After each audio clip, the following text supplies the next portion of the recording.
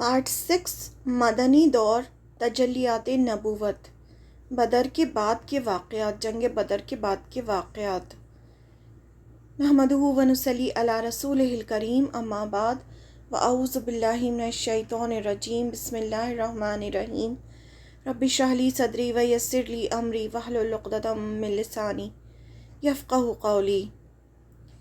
اللہ نے بدر میں نصرت اور فتح یعنی مدد اور کامیابی کے ذریعے سے مسلمانوں کو جو اعزاز بخشا یعنی عزت بخشی، مشرکین کے لیے وہ خاصا تکلیف دہ تھا، تو انہوں نے ایسی تدبیریں یعنی پلاننگز سوچنی شروع کی جن کے ذریعے مسلمانوں کو نقصان پہنچا سکیں اور ان سے انتقام لے سکیں، لیکن اللہ نے ان کے داؤ پیچ ان کے سینوں پر الٹ دیے اور اپنے فضل سے اہل ایمان کی مدد کی۔ یعنی بہت زیادہ غصہ تھا ان کے ہاں، کیونکہ ان کے ہاں کے 70 جو بڑے بڑے سردار تھے وہ قتل کر دیے گئے تھے اور 70 جو تھے وہ قیدی بنا لیے گئے تھے، تو اس سے ان کو بہت زیادہ غم اور تکلیف تھی۔ بس وہ بدلہ لینے کے لیے سوچ رہے تھے کہ ہم کس طرح سے مسلمانوں سے بدلہ لیں۔ غزوہ بنو سلیم۔ اب یہ غزوہ بنو سلیم کیا تھا؟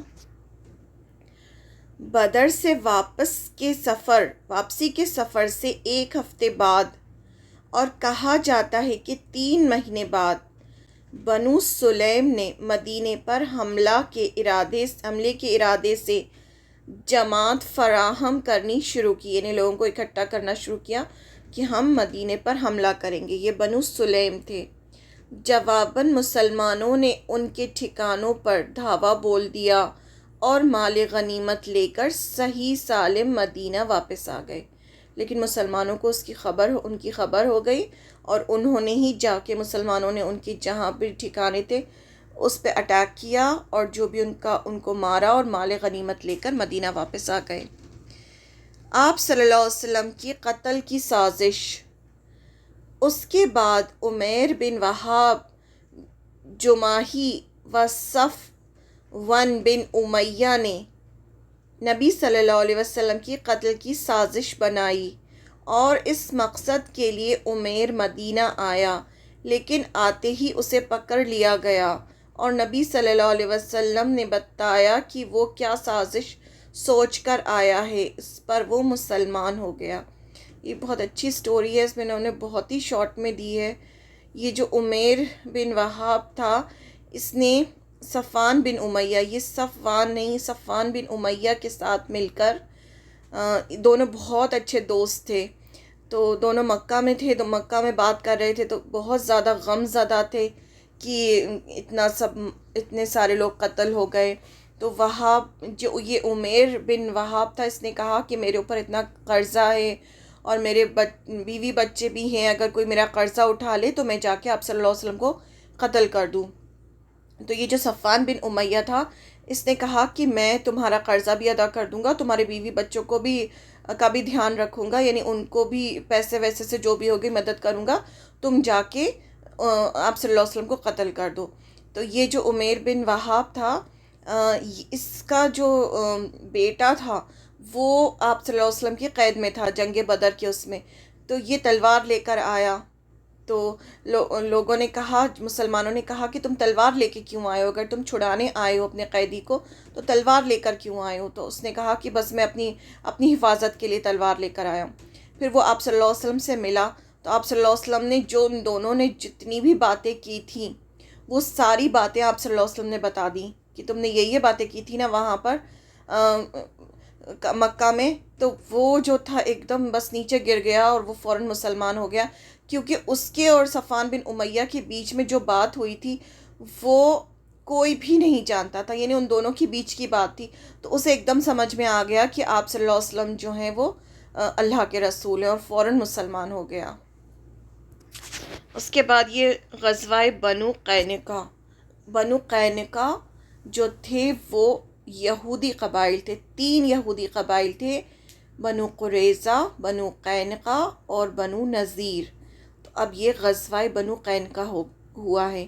اس کے بعد یہودی بنو قینقاع نے کھل کر شر اور عداوت کا مظاہرہ کیا اور رسول اللہ صلی اللہ علیہ وسلم نے انہیں نصیحت کی تو کہنے لگے، یعنی اب جو تھے مسلمانوں کے خلاف اٹھے، تو آپ صلی اللہ علیہ وسلم نے ان کو نصیحت کی تو کہنے لگے، آپ صلی اللہ علیہ وسلم نے کو سمجھایا کہ تم ایسے مت کرو، یعنی سکون سے رہو، مدینے میں سکون سے رہو اور ہمیں بھی سکون سے رہنے دو۔ ان لوگوں کو اتنی زیادہ دشمنی کیوں تھی آپ صلی اللہ علیہ وسلم سے؟ کیونکہ یہ جو تھے، یہ تو مدینہ شہر میں یہود آ کے بسے ہی اس لیے تھے کیونکہ ان کو پتہ تھا کہ جو آخری پیغمبر ہیں وہ کھجوروں کی بستی میں آئیں گے، یعنی یہاں پر آئیں گے، لیکن انہیں امید تھی کہ جیسے سارے پیغمبر انہی کی نسل سے آ رہے تھے، یعقوب علیہ السلام کی نسل سے آ رہے تھے، اور یعقوب علیہ السلام کا جو لقب تھا وہ اسرائیل تھا، اسی سے یہ لوگ بنی اسرائیل کہلاتے تھے، یعنی اسرائیل کے بچے، اور پورے ان کا جو یہودی تھے وہ سب بنی اسرائیل کہلاتے تھے۔ تو ان کو امید تھی کہ جو آخری پیغمبر ہیں جس کا ہم انتظار کر رہے ہیں وہ ہم ہی میں سے کوئی پیدا ہوگا۔ لیکن جب اللہ تعالیٰ نے، جب انہوں نے وہ کام نہیں کیا اور نبیوں کو قتل کیا، اور پوری ان کی بہت بڑی ان کے جرائم کی پوری لسٹ ہے قرآن مجید میں، اللہ تعالیٰ نے خود بتایا کہ تم نے دیکھو یہ کام کیے تھے، اس وجہ سے یہ جو آنر تھا آخری پیغمبر کا وہ ان سے لے کر اللہ تعالیٰ نے جو اسماعیل علیہ السلام کی جو نسل تھی، جو قریش کہلاتے تھے۔ قریش کون تھے؟ قریش سارے ہی اسماعیل علیہ السلام کے بچوں میں سے تھے، یعنی بنی اسماعیل تھے قریش جو تھے، تو ان میں آپ صلی اللہ علیہ وسلم کو پیدا کر دیا، تو اس کی ان کو اتنی زیادہ دشمنی تھی، اور یہ جو ہے اس کی وجہ سے کہ یہ ہمارے اس میں کیوں نہیں آئے، ادھر کیوں آ گئے، اور یہ جو بنی اسماعیل تھے اور عرب تھے ان کو تو یہ امی کہتے تھے، یعنی جاہل کہتے تھے کہ تم تو جاہل لوگ ہو، مطلب ان کو بہت، جو عرب تھے ان کو بہت یہ حقارت کی نظر سے دیکھتے تھے، یعنی بہت نیچا سمجھتے تھے، کیونکہ یہ لوگ اہل کتاب تھے۔ اہل کتاب کا مطلب ہوتا ہے جن کے پاس کتاب تھی، تو اللہ تعالیٰ نے ان کو تورات دی تھی، تورات تھی ان کے پاس، زبور تھی، تو یہ بہت زیادہ اس چیز کے لیے بہت زیادہ ان کو سپیریورٹی کمپلیکس تھا کہ ہم جو ہیں بہت سپیریئر ہیں، ہم لوگ پڑھے لکھے لوگ ہیں، ہمارے پاس کتاب ہے، اتنے سارے پیغمبر ہماری نسل سے آئے ہیں، تو ہم تو پیغمبروں کی اولاد میں سے ہیں، تو ہم جو ہیں ہم اللہ تعالیٰ کے بہت پسندیدہ ہیں، تو ہم بڑی چیز ہیں۔ تو ان کو اس چیز کا بہت زیادہ پراؤڈ ہو گیا تھا کہ ہم بہت بڑی چیز ہیں، اور یہ جو عرب جو ہیں یہ تو امی ہیں، اور جب کیا ہوتا تھا کہ جب عربوں کو کچھ پوچھنا ہوتا تھا تو وہ ان کو آ کے ان کو بہت عزت بھی دیتے تھے کہ یہ اہل کتاب لوگ ہیں، پیپل آف بک ہیں، یہ ان کے پاس کتاب ہے، ان کے اتنے پیغمبر ان کے پاس آئے، تو یہ بہت زیادہ عرب جو تھے ان کو عزت بھی دیتے تھے، تو اس کی وجہ سے بھی ان کو بہت زیادہ اپنے اوپر پراؤڈ تھا کہ ہم بہت بڑی چیز ہے۔ پھر جب آپ صلی اللہ علیہ وسلم ادھر سے آ گئے تو انہوں نے سرے سے انکار کر دیا آپ صلی اللہ علیہ وسلم کا کہ نہیں۔ اچھا، یہ کیا کرتے تھے، یہ جو یہودی تھے، یہ آپ صلی اللہ علیہ وسلم کے آنے سے پہلے انہوں نے کہہ رکھا تھا، سب سے کہہ رکھا تھا کہ آخری پیغمبر جو ہے وہ آنے والا ہے، آنے والا ہے، اور جب بھی ان کی کبھی عربوں سے لڑائی ہوتی تھی، یعنی اوس اور خزرج سے کبھی بھی ان کی لڑائی ہوتی ہے دوسرے قبیلے والوں سے، تو یہ کہتے تھے کہ رک جاؤ، ہمارے پیغمبر کو آنے دو، پھر ہم تمہیں بتائیں گے، یعنی پھر تو ہمیں ہی غلبہ حاصل ہوگا، یعنی ہم ہی سپیریئر ہوں گے، پھر ہم تمہیں بتائیں گے۔ تو یہ جو مدینہ کے جو لوگ تھے، اوس اور خزرج جو قبیلہ تھا مدینہ کا، ان کو بہت اچھے سے پتہ تھا کہ آخری پیغمبر آنے والے ہیں، کیونکہ انہی کے منہ سے سنا تھا، انہوں نے یہود کے منہ سے ہی سنا تھا کہ آخری پیغمبر آنے والے ہیں۔ پھر جیسے ہی ان کو پتہ چلا کہ آخری پیغمبر نے اناؤنسمنٹ کیا ہے کہ میں آخری پیغمبر ہوں، تو اسی لیے یہ لوگ مکہ والوں سے پہلے یہ لوگ ایمان لے آئے، یعنی یہ لوگ فوراً ایمان لے آئے۔ مکہ والوں کو تو اب 13 سال تک سمجھاتے رہے کہ میں آخری پیغمبر ہوں، لیکن کتنے کم لوگ تھے جو مسلمان ہوئے۔ لیکن یہ جو تھے مدینے والے، یہ ان کو کیونکہ پہلے سے پتہ تھا کہ آخری پیغمبر آنے والے ہیں، اور ان کو سمجھ میں آ گیا کہ یہ وہی آخری پیغمبر ہیں۔ اب کیا ہوتا تھا، یہ جو تھے مدینہ والے، یہ ان کی طرف دیکھتے تھے، یہود کی طرف، کہ یہ کچھ بولیں، یہ ان کو ایکسیپٹ کریں، تو یہ یہود کے پاس جا کے پوچھتے تھے کہ یہ وہی آخری پیغمبر ہے جن کا آپ لوگ انتظار کر رہے تھے. تو اب یہ لوگ جو تھے گول مول جواب دیتے، یہ سمجھ تو گئے تھے کہ وہی آخری پیغمبر ہے، لیکن یہ ان کو ٹھیک سے جواب نہیں دیتے تھے. کہتے تھے ہاں پیغمبر تو ہیں لیکن عربوں کے لیے ہیں، یعنی ہمارے پیغمبر نہیں ہیں، جو ہم جن کا انتظار کر رہے تھے یہ وہ نہیں ہیں. اس طرح سے یہ کنفیوز کرتے تھے. اسی لیے قرآن میں اتنی ساری آیتیں آئی ہیں صرف یہود کے لیے، کہ ان کو سمجھایا گیا ہے. یا بنی اسرائیل، یا بنی اسرائیل، اللہ تعالیٰ نے کتنا سمجھایا ہے. تو یہ یا بنی اسرائیل کر کے جو اللہ تعالیٰ فرما رہے ہیں، تو وہ انہی یہود کے قبیلوں سے فرما رہے ہیں جو مدینے میں ہیں. اور کہا جا رہا ہے کہ تم پہلے کافر مت بنو، یعنی پہلے انکار کرنے والے مت بنو، کیونکہ یہ تو آپ صلی اللہ علیہ وسلم کو دیکھ رہے تھے نا، آپ صلی اللہ علیہ وسلم کی باتیں سن رہے تھے، قرآن سن رہے تھے، وہیں آپ کے ساتھ رہ رہے تھے.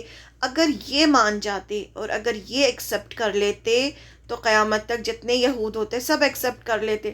تو اللہ تعالیٰ نے ان کو اتنی سمجھانے کی کوشش کی، قرآن میں کتنی ساری آیتیں آئیں، ان کی پوری ہسٹری یاد دلائی، انہی کے پیغمبروں کے بارے میں قرآن میں اتنا سب کچھ آیا کہ دیکھو موسیٰ علیہ السلام کے ساتھ یہ ہوا، داؤد علیہ السلام کے ساتھ یہ ہوا، سلیمان علیہ السلام کے ساتھ یہ ہوا.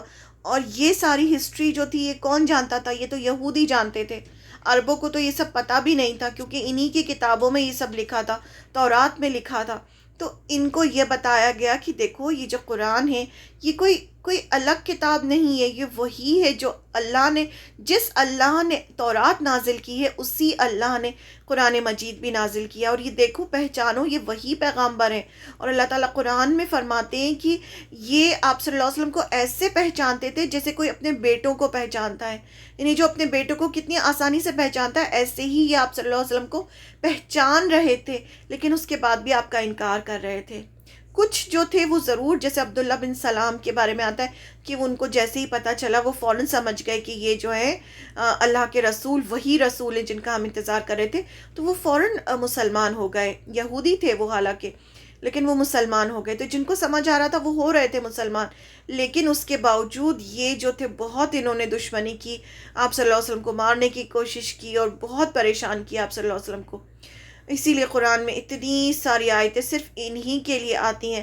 تو ہمیں اگر سمجھ میں آئے گا کہ مدینے کا کیا ماحول تھا، کیسے لوگ تھے. اب یہ اتنی ساری آیتیں جب بھی جہاں بھی بنی اسرائیل آئے گا تو ہم فوراً سمجھ جائیں گے کہ اچھا یہ جو مدینے میں جو یہود ہیں ان سے اللہ تعالیٰ قرآن مجید میں بات کر رہے ہیں اور ان کو سمجھانے کی کوشش کر رہے ہیں کہ یہ وہی پیغمبر ہیں تاکہ تم ایمان لے آؤ اور تم پہلے کافر مت بنو. یعنی کافر کا مطلب پہلے انکاری مت بنو، اگر تم انکار کرو گے تو سب انکار کر دیں گے.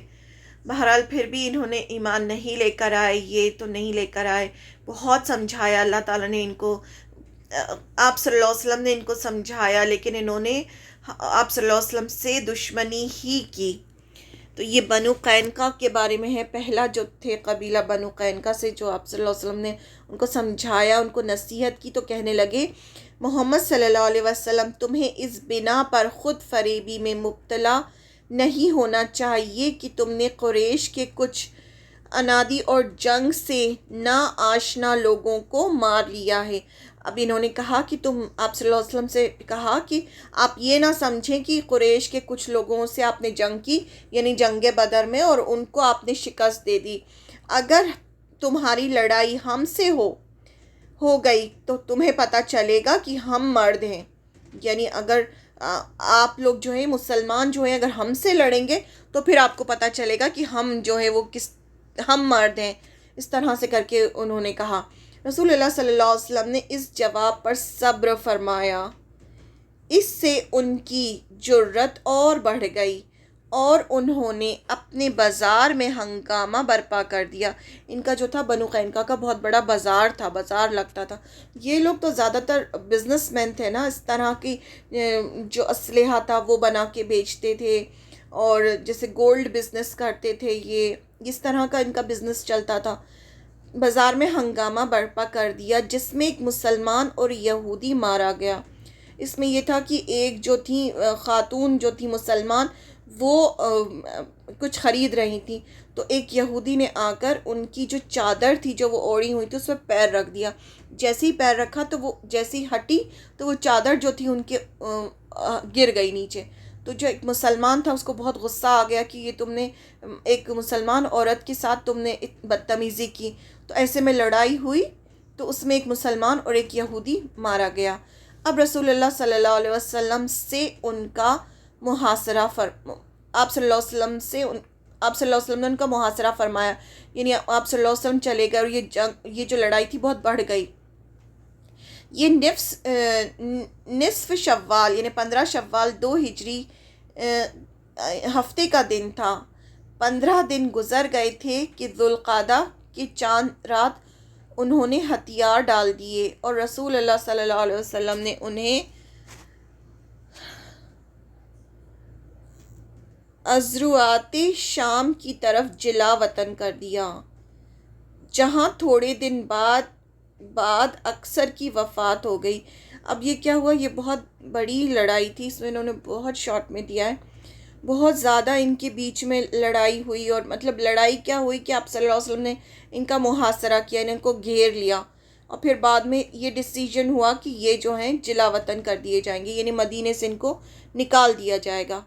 تو یہ سب جو تھے پھر مدینہ چھوڑ کے چلے گئے، مدینہ چھوڑ کے یہ شام کی طرف چلے گئے. پورے جتنا بھی ان کا یہ بنو قینقاع کا جو پورا جو ان کا قبیلہ تھا، یہ آپ صلی اللہ علیہ وسلم سے جب جنگ نہیں کر پائی تو صرف باتیں کرتے تھے، جنگ کرنے میں تو بہت پیچھے تھے یہ. تو اس وجہ سے پھر جب انہوں نے سرنڈر کیا اور پھر آپ صلی اللہ علیہ وسلم نے ان کو جلا وطن کر دیا، یعنی اب تو مدینے میں نہیں رہ سکتے، یہاں سے چلے جاؤ. تو پھر وہ وہاں سے چلے گئے. اب غزوہ سویق. ادھر غزوہ بدر کے بعد ابو سفیان نے نظر مانی. یہ نظر ماننے کا بہت زیادہ چلن تھا عرب جاہلیت میں.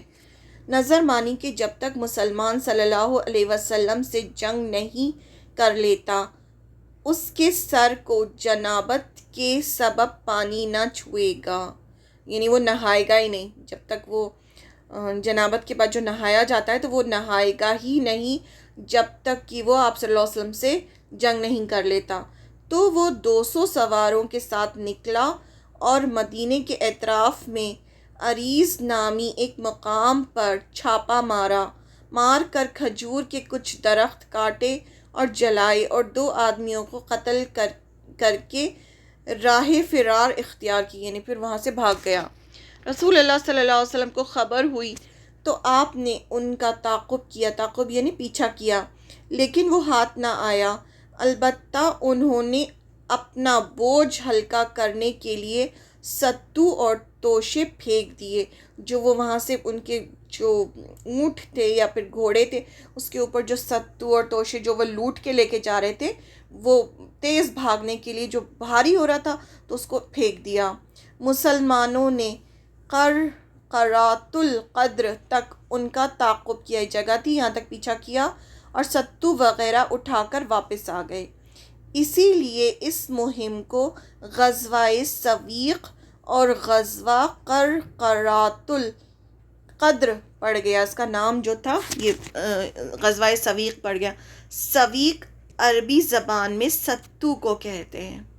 ٹھیک ہے، یہ چھوٹے چھوٹے غزوات ہیں، اس کی نالج ہمیں ہونی چاہیے، ہمیں پتہ ہونا چاہیے. اب کعب بن اشرف کا قتل. کعب بن اشرف کون تھا؟ یہ شخص بڑا مالدار اور شاعر یہودی تھا، بہت پیسے والا تھا اور شاعر تھا. وہ زمانہ جو تھا نا شعر و شاعری کا تھا، وہاں پر ہر کوئی شعر و شاعری کرتا تھا. اور یہ لوگ کیا کرتے تھے، شاعری کر کر کے یا تو انسلٹ کرتے تھے سامنے والے کی، یا ان کے جذباتوں کو بھڑکاتے تھے اور لڑائی کرواتے تھے. تو یہ شاعری کے ذریعے ہر کام ہو جاتا تھا. تعریف کرنا ہوتی تھی تو بھی شاعری کرتے تھے، ہر چیز شاعری سے ہوتی تھی. وہاں شاعر تھا. اسے مسلمانوں سے سخت عداوت یعنی دشمنی تھی.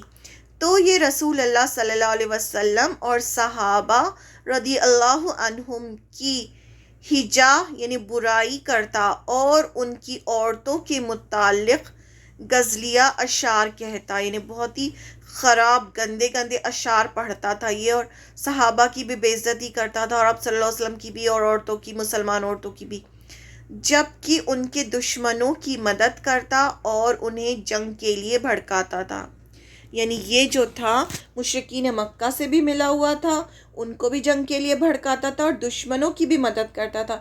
جبکہ آپ کو یاد ہوگا کہ جو ہم ٹریٹی جو سائن ہوئی تھی یہود اور مسلمانوں کے بیچ میں، اس میں صاف لکھا تھا کہ جو مسلمانوں کی دشمنوں کی مدد کرے گا وہ مطلب وہ ٹریٹی کو توڑے گا، تو یہ ان کو نہیں تھا کہ یہ جو ہے دشمنوں کی مدد کریں۔ یہاں تک کہ بدر کے بعد قریش کے پاس جا پہنچا، جب جنگ بدر ہو گئی اس کے بعد یہ قریش کے پاس گیا، مسلمانوں کے دشمنوں کے پاس، اور انہیں مسلمانوں سے جنگ کرنے پر اکسایا اور اس کے بارے میں بہت سے اشعار کہے۔ یہ بھی کہا کہ تم لوگ مسلمانوں سے زیادہ ہدایت کی راہ پر ہو، اور اس نے بنو قینقاع پر جو کچھ گزر چکی تھی اس سے بھی عبرت حاصل نہ کی تھی۔ بالآخر نبی صلی اللہ علیہ وسلم نے فرمایا، کون ہے جو کعب بن اشرف سے نپٹے؟ یعنی یہ جا کے اس نے قریش کے پاس بھی گیا، اس کے بارے میں بھی قرآن میں آیت ہے اسی واقعے کے بارے میں کہ یہ کون تھا کعب بن اشرف؟ یہ تو یہودی تھا نا۔ تو یہود جو ہوتے ہیں وہ کون ہوتے ہیں؟ اہل کتاب لوگ ہوتے ہیں۔ اہل کتاب کبھی شرک نہیں کرتے، اور اس نے کیا کہا وہاں جا کر مشرکین سے کہ تم لوگ زیادہ ہدایت پر ہو۔ تو اس کے بارے میں اللہ تعالیٰ نے آیت نازل فرمائی کہ دیکھو یہ جو ہے کتاب، اہل کتاب ہونے کے باوجود یہ کہہ رہے ہیں کہ وہ جو شرک کرنے والے لوگ ہیں ان سے کہہ رہے ہیں کہ تم زیادہ ہدایت پر ہو، یعنی تم صحیح لوگ ہو۔ اور جب بنو قینقاع کے ساتھ ہوا اس پر بھی اس نے کوئی عبرت حاصل نہیں کی تھی۔ تو آپ صلی اللہ علیہ وسلم نے کہا کہ کون اس سے نپٹے گا، یعنی کون اس کو جا کے ختم کرے گا، کیونکہ اتنا فتنہ پھیلا رہا تھا۔ جواب میں محمد بن مسلمہ، عباد بن بشر، ابو نیلہ، حارث بن اوس اور ابو ابس بن جبر رضی اللہ عنہ نے اپنی خدمت پیش کی۔ یہ جو 3-4 صحابہ تھے انہوں نے کہا کہ ہم جا کے اس کو ماریں گے۔ محمد، یہ بھی بہت ہی انٹرسٹنگ ہے کہ کس طرح سے انہوں نے اس کو مارا۔ محمد بن مسلمہ ان کے امیر قرار پائے، یعنی وہ جو تھی 4-5 جو صحابہ تھے ان کی جو جب بھی کوئی بھی مہم کہیں بھی جاتی تھی تو اس کا ایک امیر ہوتا تھا اور سب کو اس کی اطاعت کرنی ہوتی تھی۔ اس کو آپ سپہ سالار بھی کہہ سکتے ہیں یا امیر، یعنی ان کا چیف بن جاتا تھا کوئی۔